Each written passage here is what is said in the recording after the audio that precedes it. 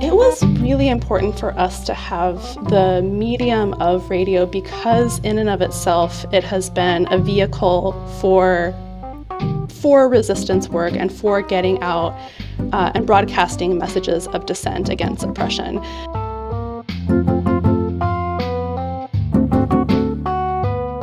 So it's kind of like the more we started looking, we were like, oh, actually, radio is really critical, not just because of us wanting to lean into an oral medium or an audio medium, but actually, this is the vehicle that will help us make the connection across time to how to get messages of dissent out.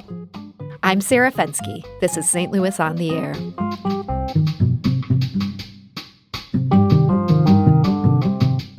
The new show at the Contemporary Art Museum St. Louis is called Stories of Resistance. It aims to explore artistic forms of resistance around the globe. It opened last week.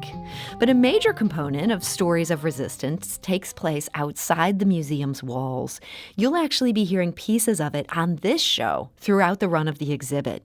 It's called Radio Resistance. And here to discuss it, and the exhibit too, is Michelle December. She is the Director of Learning and Engagement at CAM and a co-producer of Radio Resistance. Michelle, welcome. Hi, Sarah. Thanks for having me, and thanks for letting us take up a little piece of your show. Absolutely. We're so excited about this. So tell us a little bit about the idea behind Radio Resistance. Yeah, so my colleagues Weston Al-Khoderi and Misa Jeffries, who curated the exhibition Stories of Resistance, did really a phenomenal job of collecting these incredible stories that are being told by these artists. And so my job as an educator is really to think about how to help people connect, and in particular in the exhibition Stories of Resistance, how to listen to those stories. So I really thought about what is a way that, especially right now, we might be most able to hear. And so we wanted to really think about how to also hear those rich connections to the history and context of resistance and protest work here in St. Louis. And so we really thought about the form of radio as being a kind of what you and I are doing right now, this ability to have a conversation, for it to feel very intimate, for listeners to be able to almost kind of feel like we're in your space, we're wherever you are, and to bring those stories of connecting St. Louis to these stories from around the world and people from around the world, not just talking about art so much as talking about these core tenets of what makes resistance work possible, what fuels it, and how can it be possible in any of our lives. And so this is going to be a podcast, an 11-episode podcast. Is that right? That's right. Yeah, that's right. And each episode is going to feature an artist from this exhibition, and they're paired with voices from, quote, the past, present, and future of St. Louis. What kind of St. Louis voices are you bringing into this?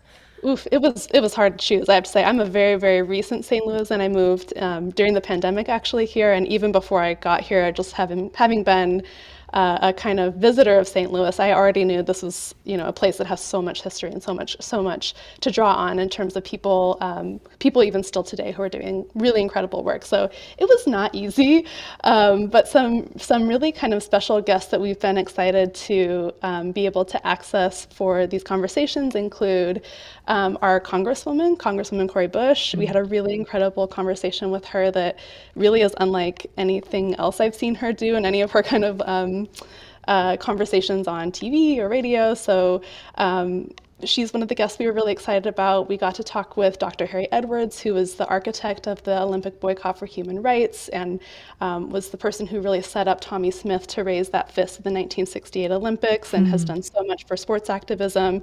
So I think we were, and we also were talking to artists. We're talking to Treasure Shields Redmond, who's a poet and an artist. And so there's really a very broad cross-section of people. And Dee Nichols, I should also recognize, who's an artist and a designer, has it just gives us a really great breadth of how many different avenues there are in our own community for doing resistance work. And how did you figure out which St. Louisans to pair with which artists? It feels like that's almost the secret to getting a really good conversation, but that seems so challenging. You know that, right? It's true. I mean, I think about this every day. So how did you decide which people to put together? That was the really fun part for me because we were sort of, so I should say Weston and Misa, the curators of the exhibition, are my co-producers on the podcast radio show as well. And so when we sat down to think about first of all, which artists, there's 22 artists in the exhibition, and not everybody was, exactly ready or excited to, I wouldn't say excited, but they weren't necessarily all ready to participate. So first we really thought, okay, who are artists that they're able to participate, but also artists whose work in and of itself has this kind of larger transcendent appeal that's not just about art for art's sake, but actually art as it's applied to life or to other areas. So from there, we really thought, okay, so for example, this artist, Glenn Kino, he's working with Tommy Smith, this athlete activist. So that was a very clear no-brainer once we found out Dr. Harry Edwards, was tied to this history and was born, raised, and shaped the Olympic boycott for human rights because of his experience growing up in St. Louis. In some ways, it told us what we should do, I guess. Once we kind of just started looking at connections, they actually came pretty quickly for us to realize, like, ooh, that person, they'll have a lot to talk about this topic. It won't even necessarily be just about the art. So I described this earlier as a podcast, and it is a podcast. You'll be able to get this. If you subscribe to podcasts, you can subscribe to this new podcast, Radio Resistance. But these are also going to air. There's going to be excerpts of these that regularly air on this show. It's going to happen every 2 weeks throughout the run of this museum exhibit. And this actual radio component, I know that was something that was important to you guys, and that's why you reached out to us, and we were excited to be a part of this. But why was that radio component something you wanted beyond just the podcast part of it? It was really important for us to have the medium of radio because in and of itself, it has been a vehicle for resistance work and for getting out and broadcasting messages of dissent against oppression. And we kind of intuited that, but once we started digging in and doing some research, we realized there are actually some really significant historical examples that really made it important for it not just to be a podcast that anybody can access whenever they want, but to really ask if we could partner up with you to use the airwaves and to use the kind of the technical medium as a platform. And one of the things we found out, for example, is I feel like they're so fascinating that I think it's worth sharing a couple of those examples. For sure, yes. One of them was in 1939, there was a appliance store in Chinatown in San Francisco called Golden Star. And in the basement, Tommy Tong, who was the owner of this appliance shop, he and his wife, Mei Chin Tong, started a radio station because they wanted to be able to hear the news read out in Cantonese and also kind of hear about what was happening in the city. And, I remember as I was doing research, I thought, oh, that's really interesting. And then I did the math and I thought, okay, so they started this in 1939. That's still the height of the Chinese Exclusion Act in a city that was facing a lot of anti-Asian and anti-Asian American sentiment. And so, the mere act of just starting a radio station in Cantonese was an act of resistance. More importantly, I think it's also it's crucial to look at the history of Black radio and Black appeal stations, which even though Black appeal stations were white-owned, these were radio stations that looked to Black artists and speakers and orators to draw in new audiences in a time in the 1940s when radio was actually declining in appeal because of the rise of television. And part of the reason I think radio still has such a broad appeal today really comes back to not only Black appeal stations, but also African-American stations and Black-run stations that were run by people like Richard Durham or St. Louis's own Bernie Hayes that helped us really carve out a place for these other avenues of telling the Black experience with Black voices. So it was kind of like the more we started looking, we were like, oh, actually radio is really critical, not just because of us wanting to lean into an oral medium or an audio medium, but actually this is the vehicle that will help us make the connection across time to how to get messages of dissent out. So speaking of that audio medium, it can be a difficult medium for visual people, which I have to presume that's museum people. Had you ever produced a podcast before you dove into Radio Resistance? No, none of us had at all. We are very, very visual people. And even the process of trying to sketch out how to run the podcast was a very visual one of drawing maps and drawing out, kind of like a beautiful mind. I can just picture this. With that person, exactly. See, I had to paint a picture with my words. So we really we hired a sound designer and editor, Sean Pierce. And I have to just say, I'm sure you know this too, Sound designers and engineers are the invisible heroes wherever people are able to have them. I mean, it's such a complex world to understand how to create an engaging sound space. It's a whole world that we didn't really know, and we recognized very early on this is a whole new realm for us. And frankly, I think that was part of what we were excited to do. There's been so much sort of like constriction that we thought like let's push ourselves and try something new. Well, that's so exciting to hear. I know exactly what you mean. I also want to give our audio engineer some credit because yes, these are the people who make radio work, who make podcast work. In our last couple minutes here, though, the bigger exhibit here is Stories of Resistance. Radio resistance is a part of this. I saw an interview with Wasan, the co-curator of it, and she said St. Louis isn't the focus, but it's the inspiration. What does that mean?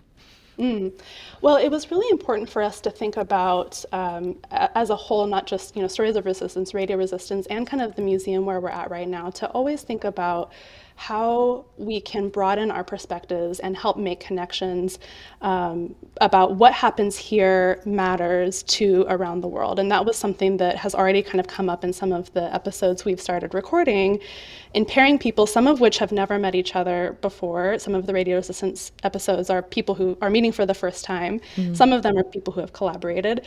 And the reason that we wanted to pair people and for stories of resistance in and of itself to take this kind of global perspective is because it's helpful for us to remember that what happens here in St. Louis matters to the rest of the world and vice versa, and that there's actually a connection between how activists who helped shape Black Lives Matter have gone on to shape protest movements for pro-democracy protests in Hong Kong, for example, and that's been a direct link that people have talked about. We can go forwards and backwards in time, and so for us, thinking about Stories of Resistance as an invitation to really broaden our perspective about how much every step we take in a local context has an impact on a global scale. I understand this exhibit is going to use the entire museum space. That's both inside and outside. What can patrons expect to see within that? It is very full of something for everybody. So there are video works, there are installation works, there's a work that has a kind of timed, that has something happening while you're in the museum, and if you catch it at the right time, you can see something happening. There are works that are sculptural, there are works that are paintings and more meditative. There are works on the facade of the wall that, depending on the time of day, it will look different. So really, we often focus on these single artist exhibitions in a lot of what we do, and this is a really exciting opportunity for every time you come to the museum, you might see something different. And we also do want to note that the first episode of Radio Resistance drops on March 25th. You'll hear a preview on St. Louis on the Air on March 24th, an excerpt from that interview. This episode is titled Organizing Rebellion. Michelle, give us the 30-second version. What can we expect to hear in Organizing Rebellion? Yeah, so we're going to hear from the artist Dred Scott, who is a self-proclaimed revolutionary artist. And he's going to be talking with Walter Johnson, who wrote The Broken Heart of America, and has worked with Dred on advising him on a slave rebellion reenactment that he did that's featured in the exhibition. And they're going to be talking about how some of the most radical views of freedom about it in our country have been held in the minds of enslaved people, and how acts of rebellion are actually quite incredible, courageous acts that date back all the way, most specifically back to some of the enslaved members of our early American history. So lots of chock-a-block history, but also some really relevant pieces to living today. Man, that sounds like that is going to be a great conversation. I can't wait to hear that. And on March 25th, you'll be able to hear the whole thing. Make sure to tune in to St. Louis on the Air on March 24th. You can get a sneak peek. So, Michelle December, thank you so much for joining us today and sharing the news about this. Thank you, Sarah. And Michelle, again, is the Director of Learning and Engagement at the Contemporary Art Museum St. Louis. She's the co-producer of the new Radio Resistance podcast.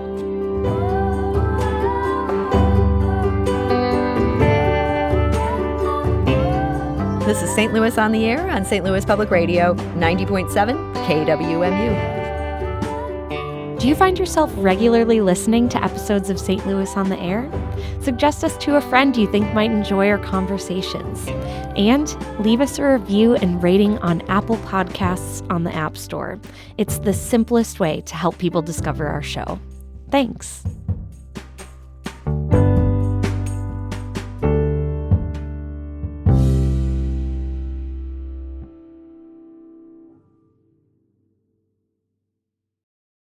Support comes from the Missouri Forest Products Association. Missouri produces wood pallets, railroad ties, white oak barrels, hardwood floors, and more. Details on the variety of products made in the state are at choosewood.com.